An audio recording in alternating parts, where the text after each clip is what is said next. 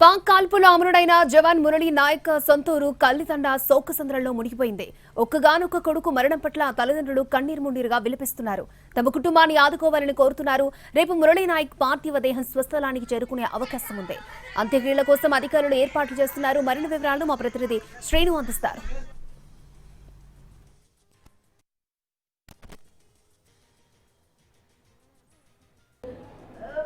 యుద్ధభూమిలో వీరమరణం పొందిన మురళీ నాయక్ ఇంట్లో మనం ఉన్నాం. వాళ్ళ కుటుంబ సభ్యులు, వాళ్ళ నాన్న, వాళ్ళ అమ్మ నివాసం వద్ద ఉన్నాం. వాళ్ళ తండ్రి ఏమనుకుంటాడో తెలుసుకునే ప్రయత్నం చేద్దాం. లాస్ట్ కాల్ ఎప్పుడు మాట్లాడాడు, ఏం జరిగిందని తెలుసుకునే ప్రయత్నం చేద్దాం. అలా చెప్పడం, మీ కుమారుడు మీతో ఎప్పుడు మాట్లాడాలో, చివరిగా ఏమని మాట్లాడాడు? సార్ నిన్న పొద్దున్నే 8 గంటలకు మాట్లాడినా, మమ్మల్తో 8 గంటలకు మాట్లాడినా, వీడియో కాల్లోనే మాట్లాడినాడు. నాతో, వాళ్ళమ్మతో, మా ఇంట్లో వాళ్ళతో అందరితో మాట్లాడినాడు.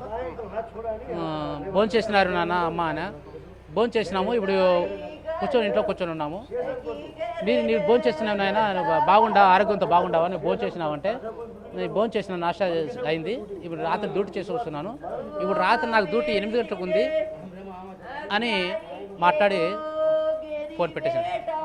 అంటే ఎప్పుడు జరిగిందని మీకు ఈ సమాచారం వచ్చింది? ఎప్పుడు అధికారులు ఎప్పుడు చెప్పారు? పొద్దున్నే సార్, ఈరోజు పొద్దున్నే 9 గంటలకి ఒక ఫోన్ వచ్చింది.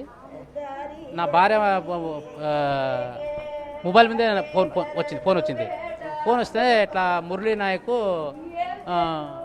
కోనే అనే హిందీలో మాట్లాడా. ఎవరో మురళీ నాయక్ అని అంటున్నాడు, నీకు ఫోన్ నాయనకి ఏమని అంటున్నాడు మాట్లాడేది. నాకు ఫోన్ ఇచ్చా.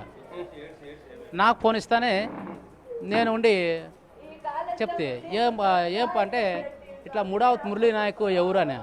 నా కొడుకే సారు అంటే, ఇట్లా రాత్రి కాశ్మీర్లో రిజర్వ్ ఏరియా జమ్మూ